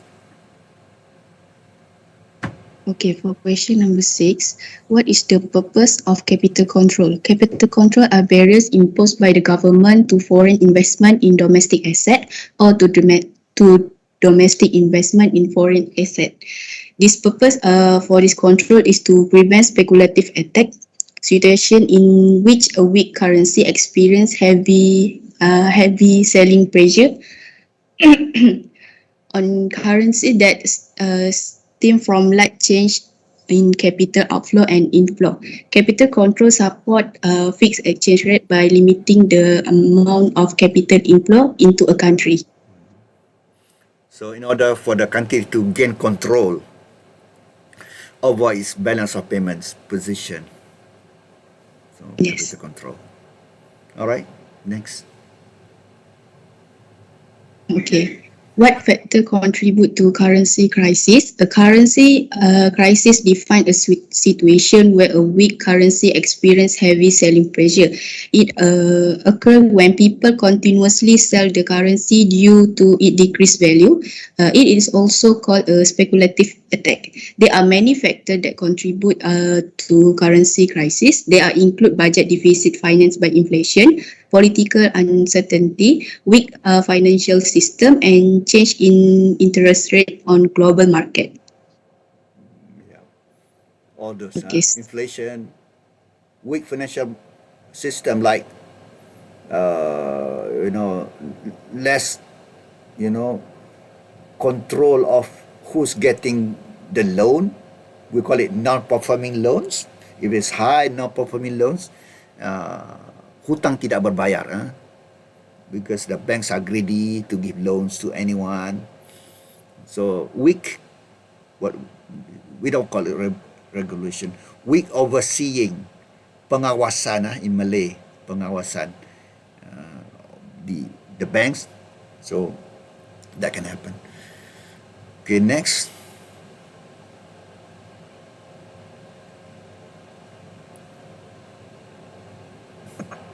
Okay, for question 8, why do small countries adopt currency baskets against which they peg their exchange rates?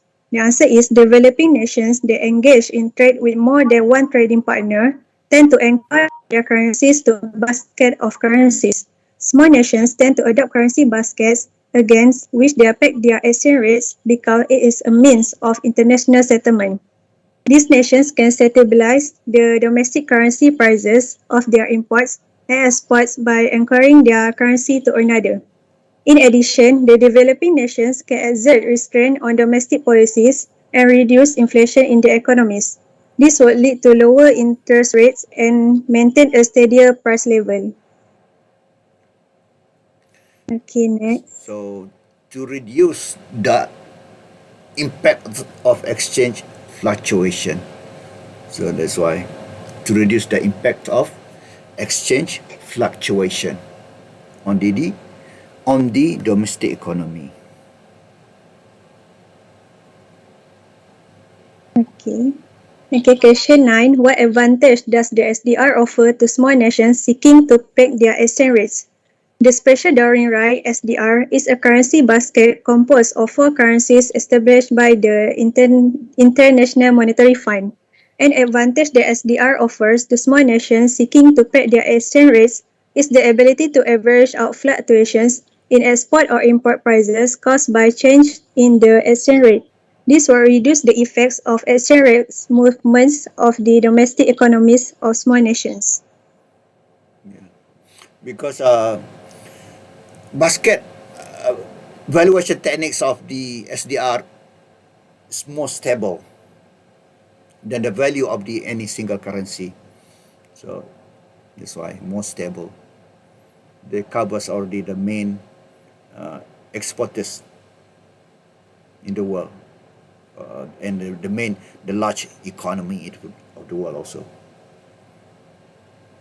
The main countries. I should say the main countries, the main economies in the world. And happen to be main exporter also in terms of volume. Not necessarily in terms of percentage. Like United States, a big country, United States, a big size economy, but international trade as a relative to domestic economy is low, maybe 15% only. Trade, import and export of United States, 15% only of the compared with the domestic economy. But that 50% is big, not small, bigger than in Malaysia's, because US is a big country. So SDR already that basket currency of SDR is already containing the 4 main economies of the world. All right.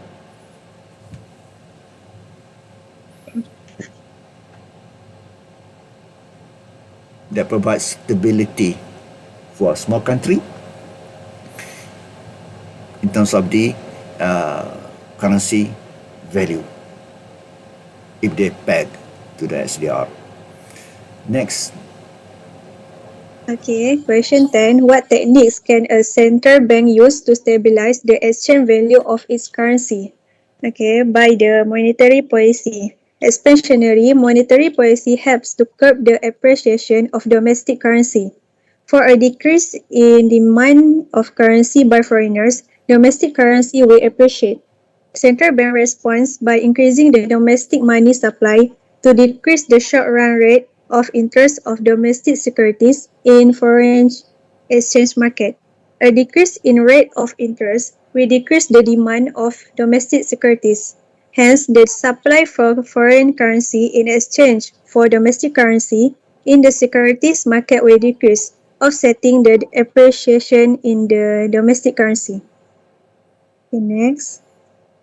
So the central bank attempt to stabilize the exchange rate by purchasing or selling currencies.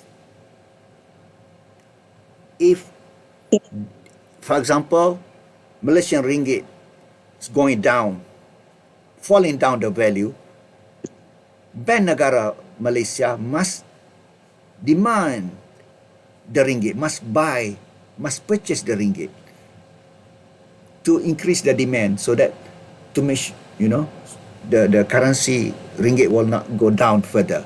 So Bank Negara Malaysia will have to purchase ringgit using dollar, using the reserve dollar, use dollar to buy ringgit. That's one example.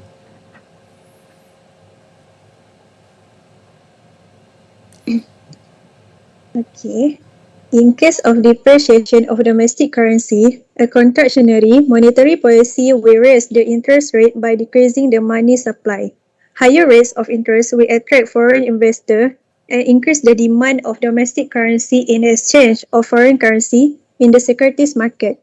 Hence, the supply of foreign currency in exchange for domestic currency in the securities market will increase, offsetting the depreciation in the domestic currency.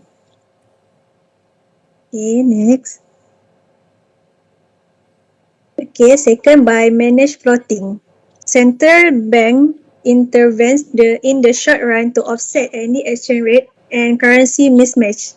For a short run increase in demand of foreign currency by domestic residents, the central bank will sell the foreign currency to curb the excess demand in the short run.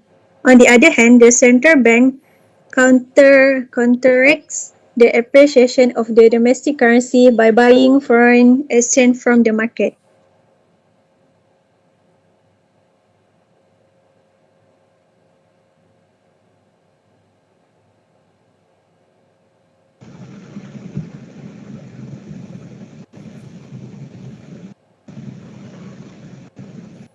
Okay, I will continue with question 11.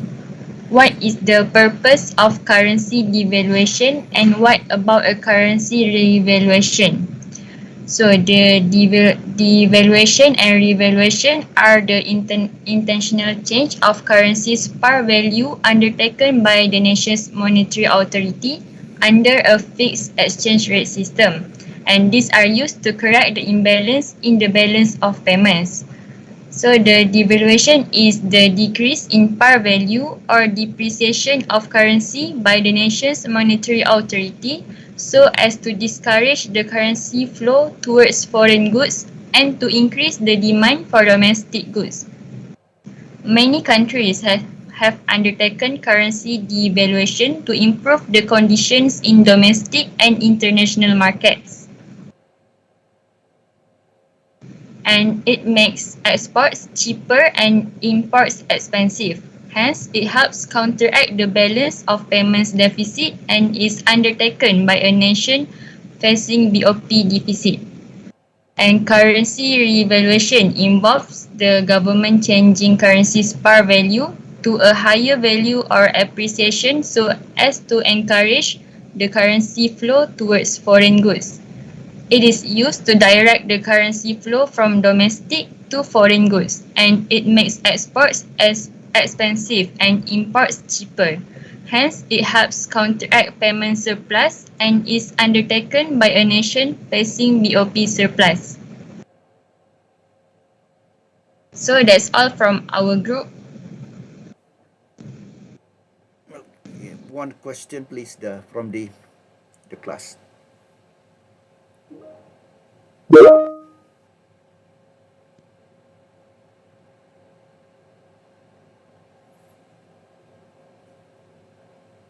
So you please read in the chat the question.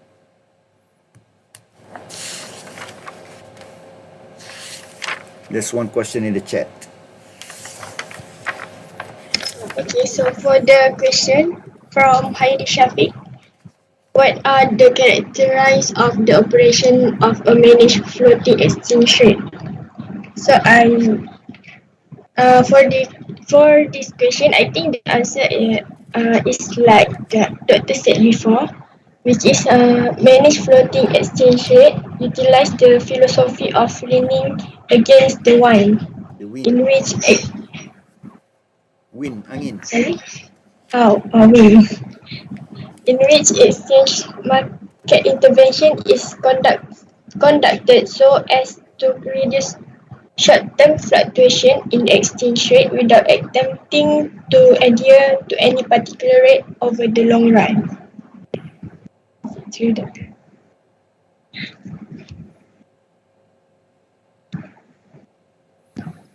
So also under managed float, some nations choose target exchange rates. They float, but they also have some targeting as well. That's why they want to manage, and they intervene to support them. That target is reflecting the long-term economic forces. So floating but manage. That's floating rates.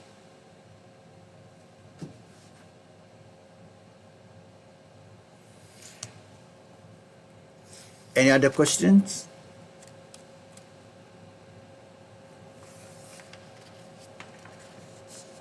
So if you have access to to textbooks, because I did not require you to buy because it costs a lot of money, maybe 90 ringgit for a book. So I didn't want to burden you money. So if you have access to textbook, please do read textbook. Maybe if you're on campus, you can borrow from the library. If you have large library in your town, go to that large library, state library. Maybe they have textbook there, not sure. So borrow that book and read it for all the readings required. Concept is very important. Okay, thank you for the group. So we're gonna call the final group and on our final class today.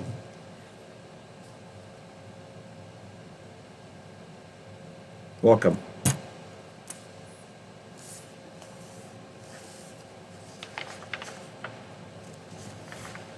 Hi, Doctor. Can you see my slide?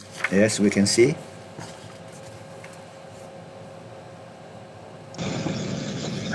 Okay, Assalamualaikum and a very good day to Dr. Shukri and my fellow friends. We are from Group 15. We'll be presenting about macroeconomic policy in an open economy. So I'm Sarah Nusraya, the first presenter here with Anis Ashikin, Akma Emira, Ali Shukrina and Najwa Farhana. Okay, next. Next, Akma.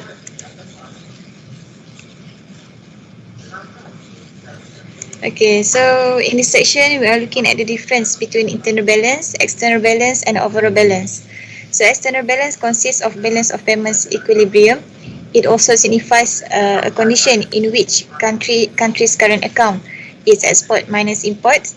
It's neither too far in surplus nor in deficit. Or in other words, the country is neither underspending nor overspending its foreign income. It is also can be calculated by a level of the current account in which we can see here external balance equal to the right amount of surplus or deficit in the current account. So next we move to the internal balance. The main part of the external balance, the trade account. I mean, the main, you have current account. Within the current account, the most important part is within current account, okay? Within current account is the trade account. Okay. Next, we move to internal balance, which consists of full employment with price stability and steady economic growth. When aggregate demands equal to aggregate supply, which is potential output, and there is full employment in the labour market. So, internal balance is defined as a situation in which real output is at or close to its potential or capacity level, and the inflation rate is low and non-accelerating. And the overall balance consists of internal balance plus external balance. It is also a systematic record of a nation's total payments to foreign countries. Okay, next slide.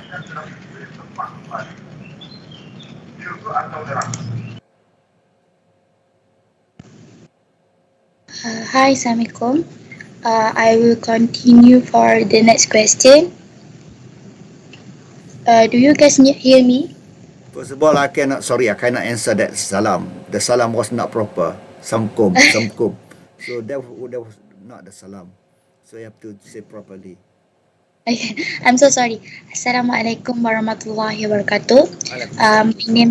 My name is Nur Anis. I will continue for the next question.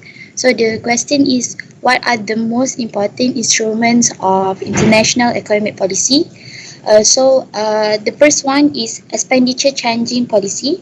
The Expenditure-Changing Policy changes the total expenditure through the fiscal policy and monetary policy.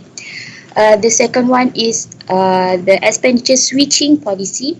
As we know that Expenditure Switching Policy switches the expenditure from import to home-produced goods through depreciation or appreciation of the currency, and it affects current account balance and the equilibrium level of output. The last one is direct control, which is the government restrictions in a market economy. So which are the most important? I found that expenditure changing policies are better at restoring internal balance in an open economy than in a closed economy, since their influence is lower. In other words, as the government expands its budget, economic growth accelerates. A countermeasure that increases money demand, and consequently, the interest rate has the opposite effect.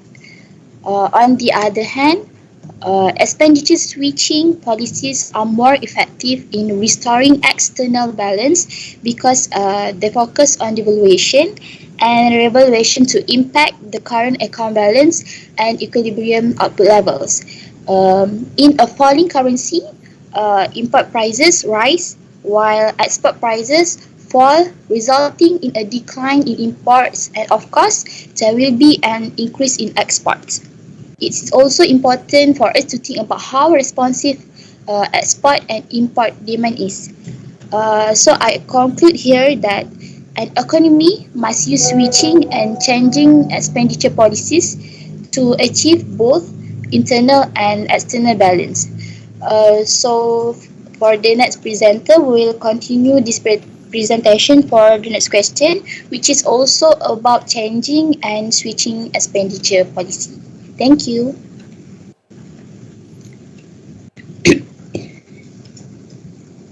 Okay, so we continue with question number 3. So the question is, what is meant by the terms expenditure changing policy and expenditure switching policy? Give some examples of each. So for expenditure changing policy, it's a policy that change level of total spending, aggregate demand on goods and services, either produced domestically or imported. So for example, for fiscal policy, changes in government spending and taxes, increase taxes or decrease government spending. So for monetary policy, changes in money supply and interest rates, we increase interest rates or decrease money supply. So for this example is actually for contractionary policies. So for expenditure switching policy is a policy that modify the direction of demand, shifting it between domestic output and imports. So for example, depreciation of exchange rates to reduce relative price of exports and makes imports more expensive.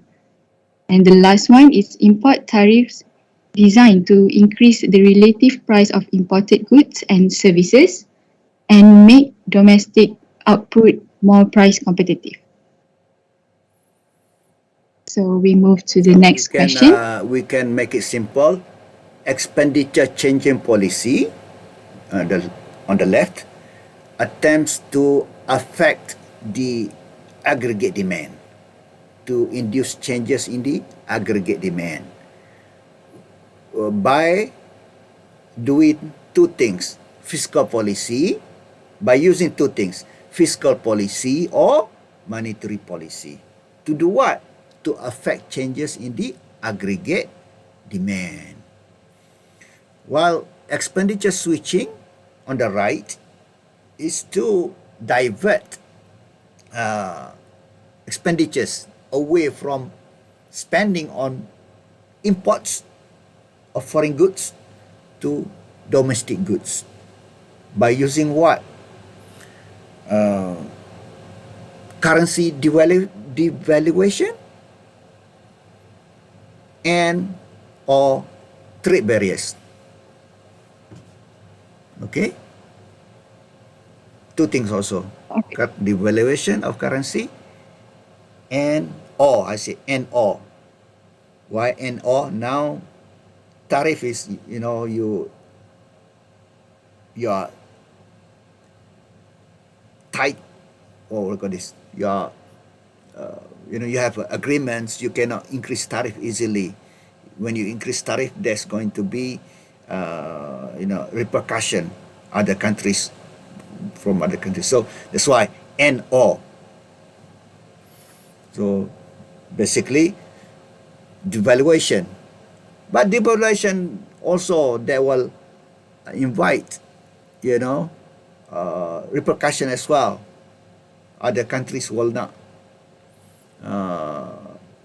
be happy with your devaluation that will make their products less competitive. So in a way, but this is how the international economics management is. It's about how you manage your currency, how you manage your interest rate, how you manage your openness. There's a, we studied in chapter 4, tariff. We studied in chapter 5, non-tariff barriers. Yeah. So on the right, how do you switch expenditure? By currency devaluation or trade barriers, which can be tariff, which can be non-tariffs. Again, very complicated in terms of international political economy. Non-tariff barriers, even tariffs, will invite so-called trade war. Okay, or complacency with the WTO. All right. So it all depends on how you manage it,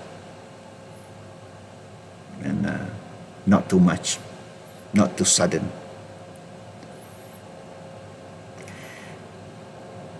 Yeah, let's continue. All right, thank you, Doctor. Yeah, I lost the word bound. You are bound by your agreement. You have AFTA, you have all these, trade agreements, and you are bound by your commitment to WTO. Yes. Continue, please.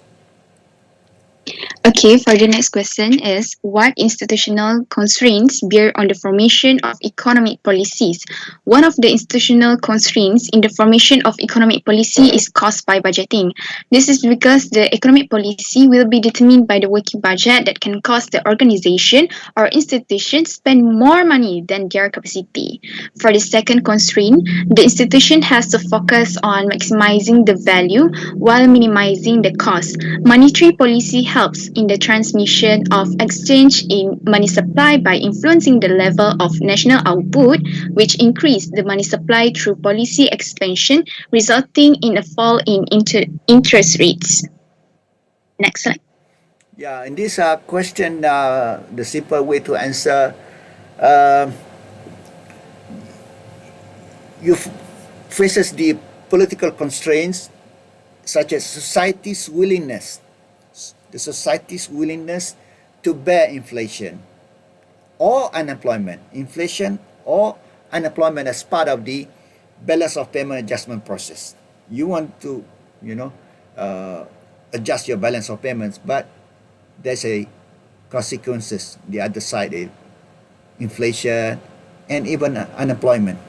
So, how much the society in the country can tolerate that?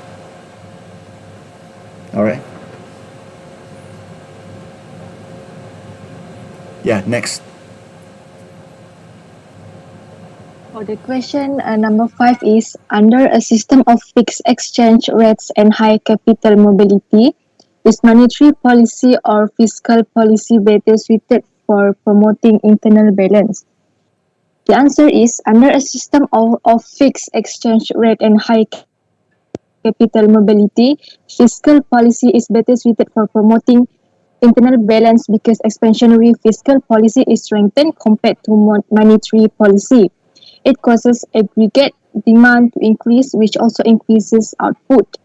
The initial and secondary effects both will shift the aggregate demand curve to the right. As seen in the figure below, as example, the increase in government spending will cause the aggregate demand in economy to rise. The budget deficit will also increase and cause raises in interest rate.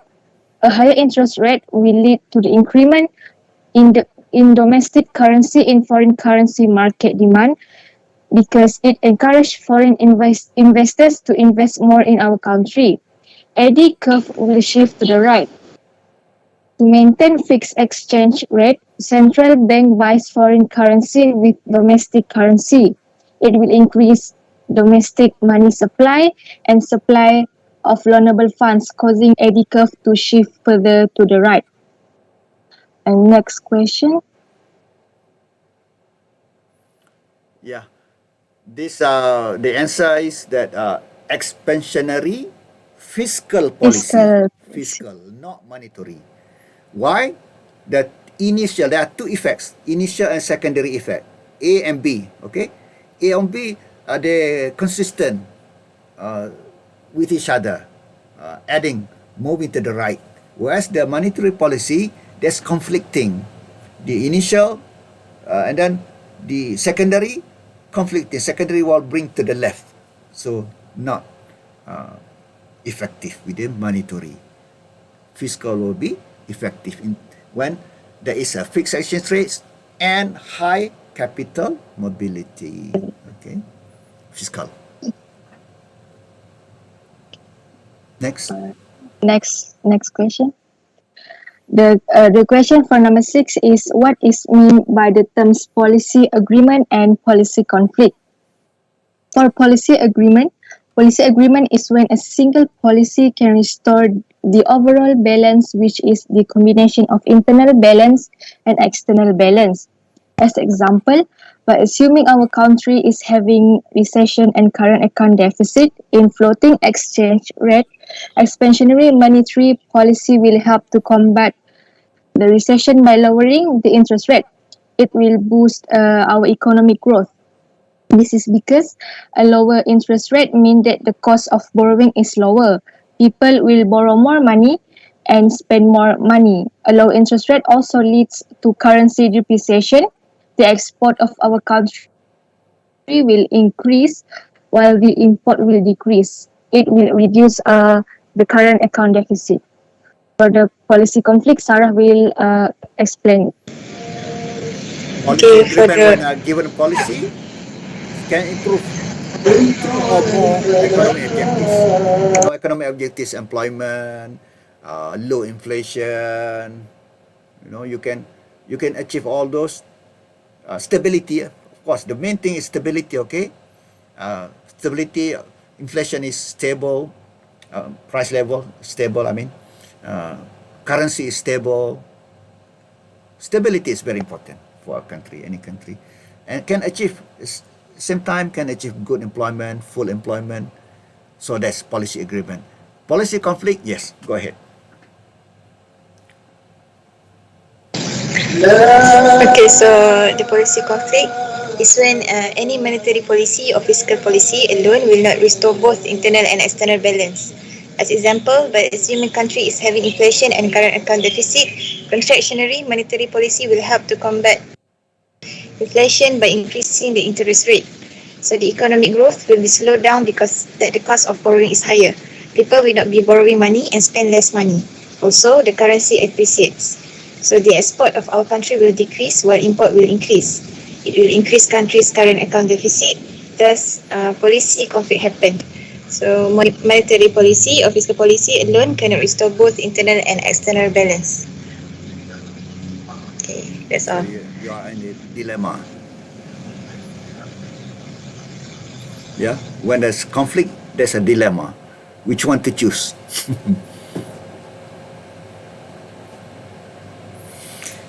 Next question. Is that all? Yes, last one.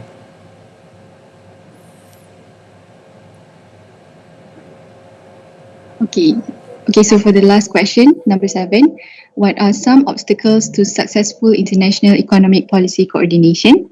So the first one, difficulty of ensuring compliance, which each country has an incentive to defect by following a restrictive policy and leaving the burden of expansion to the other if it accepts the other's policies as given. So for the second one, disagreement about the economic situation and cross-border transmission effects of policies. So for model uncertainty or model disagreements on purpose, while increasing the potential benefits of coordination, such uncertainty makes it more difficult to reach and maintain cooperative agreements. And the third one, asymmetries in country size. At the global level, a substantial portion of the benefits of coordination may accrue to countries that are too small to be included in any agreement. The next obstacle is uncertainty as to the correct model linking policy actions to their effects in the economy, and lastly, uncertainty as to the correct objective. For example, political conservatives tend to put heavy weight on inflation, meanwhile political liberals tend to put higher weight on output. So that's all from us. Yeah, let me read from textbook, okay? The textbook answer. Okay. Because you can answer this in many ways. I'm not saying that you're wrong, you are correct. But let me read the textbook, okay? Number 1, different national economic objectives among countries. Malaysia, different economic objective. China, different economic objectives. You know, different national economic objectives. Each country has their own objectives, the main thing. Number 2, different national institutions existing in each country, different institutions. Because institution is very important. What is institution? Rule of games. Douglas North, economist, his name Douglas North. He won Nobel Prize in economics. I forgot what year, maybe 20 years ago. In institutional economics, he defines institution as the rule of games. the rules of game.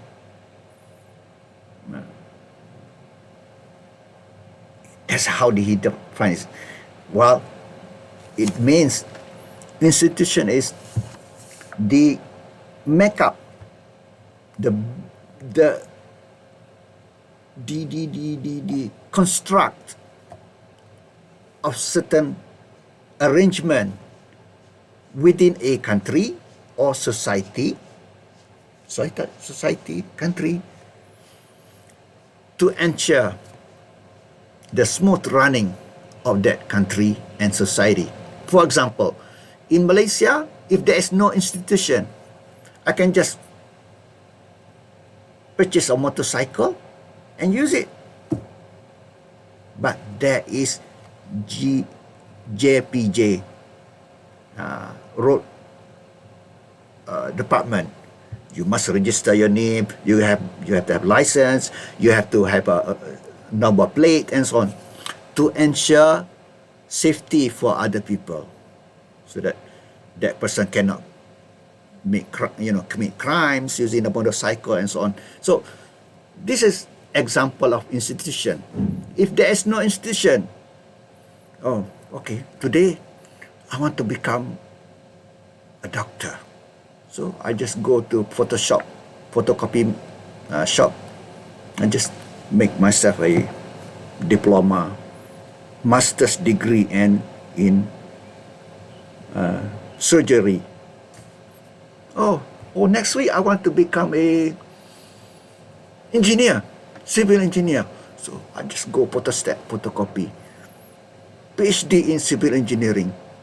So the whole country, the whole world were ruined because you have no qualification, but you become civil engineer making bridges.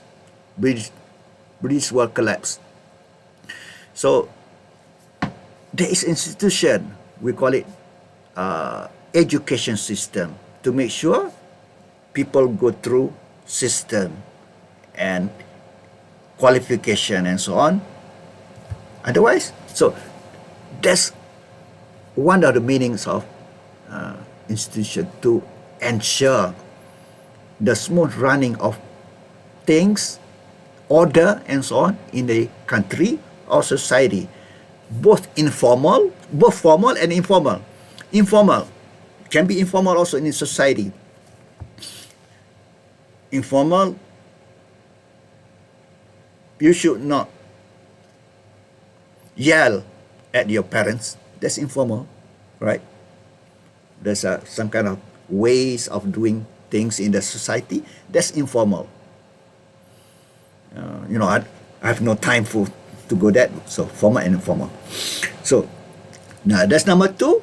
Different national institutions in each country. How that institution will affect? Yes, institution will affect the running of the country, the financial institutions, the central bank, the banking system, the policy making system in the country and so on. This all affect each country characteristics and way of objectives and so on. So that's how obstacle to successful international economic policy coordination among countries in the world. Number two, there was different national institutions. Number one, different national economic objectives. Number two, different national institutions. Number three, different national political climates. Okay, number three, different political climates, which will affect the economy as well. Number four, different phases in the business cycle. So you can link that to the for your number policy, correct objectives. Yeah. Number five, lack of guarantee that governments can design and implement policies that are capable of achieving the intended results. So there's five examples: different national objectives, different national institutions, different national political climates, different phases in the business cycle. No guarantee government can design and implement policies. that will achieve what they want to achieve in policy coordination.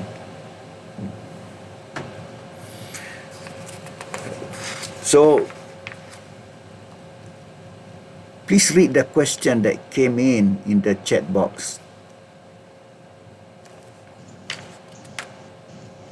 Okay, I will answer the question. Thank you, Nabila. So the question is, what happens when countries are having inflation and unemployment?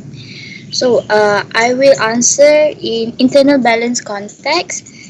So when a country suffers for both inflation and unemployment, internal balance cannot be achieved by manipulating aggregate demand. So what can we do? To decrease inflation, aggregate demand must be reduced. To decrease unemployment, aggregate demand must be increased. I think that's all from me. Yeah. Thank you. When there is inflation, you have to cool down your economy. Cooling down the economy can be either fiscal or monetary policy. To stop expenditure, so you may use monetary policy, increase the interest rate. When interest rate is high, not easy to get loans. So that's how you contain your expenditure. Or you can use fiscal policy, increase tax.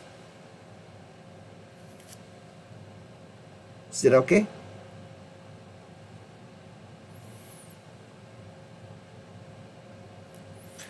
So we've done with all group presentations. I want to congratulate all of you from group 1 until group 15. Basically, you have done very well. All of you have done very, very well.